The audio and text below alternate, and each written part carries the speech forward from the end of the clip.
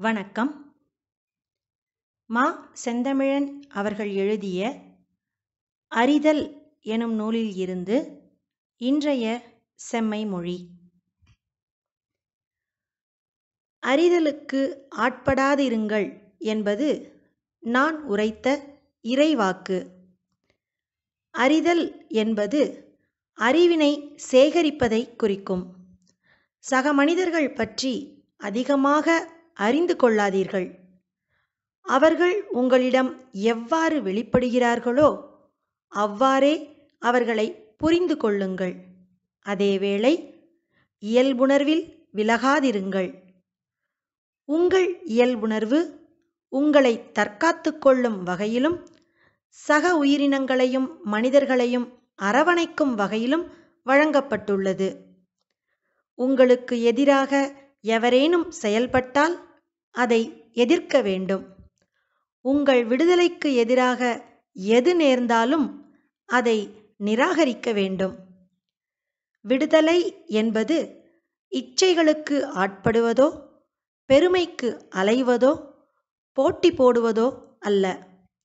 எவர் உரிமையையும் பறிக்காமல் எவர் உடைமைக்கும் இச்சைப்படாமல் உங்கள் உரிமைகளை நீங்கள் போற்றினால் நீங்கள் விடுதலையை உணர்கிறீர்கள்.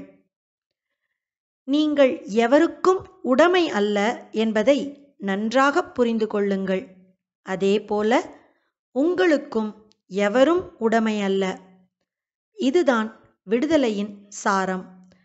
இவ்விடுதலை பொறுப்பு மிக்கது. பொறுப்புணர்வும் படைப்பு வழங்கிய இயல்புகளில் ஒன்றுதான். அறிதலுக்கு ஆட்படாதிருங்கள் என்பது உங்கள் விடுதலையை நீங்கள் போற்றி வாழும் வழி. சக மனிதர்களின் நடவடிக்கைகள் குறித்து நீங்கள் அறிந்து கொள்ள துவங்கினால் அவர்களை பற்றிய சிந்தனைகளை வளர்த்து கொள்வீர்கள். அவர்கள் மீது ஏதேனும் ஓர் உணர்ச்சியை காட்டுவீர்கள். அது பாவம். அவர்களை தேவையில்லாமல் புகழ்ந்தாலும் ஏசினாலும் அது பாவம். சக மனிதர்கள் உங்களிடம் எவ்வாறு வெளிப்படுகிறார்களோ அதை மட்டும் உள்வாங்குங்கள். நீங்களாக காரணகாரிய அணுகுமுறையுடன் எவரையும் ஆய்வு செய்யாதீர்கள். அவ்வாறு செய்யும் போதெல்லாம் விளைவுகளின் தர்க்கத்தை பற்றிக் கொள்கிறீர்கள். அவற்றின் உள்ளிருக்கும் மறைபொருட்களை நிராகரிக்கிறீர்கள். எவரைக் கண்டும் பொறாமைப்பட வேண்டாம், பெருமைப்பட வேண்டாம். எவரையும் வியந்து போற்ற வேண்டாம், அஞ்சி ஒதுங்க வேண்டாம். இவை எல்லாம் அறிதலுக்கு ஆட்படுதலின் விளைவுகள்.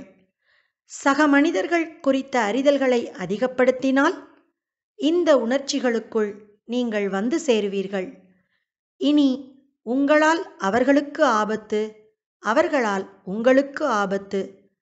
இந்த நெருக்கடியை உங்களால் எக்காலமும் தவிர்க்க இயலாது. அறிதலுக்கு ஆட்படாமல் மனிதர்களோடு பழகுங்கள். நன்றி.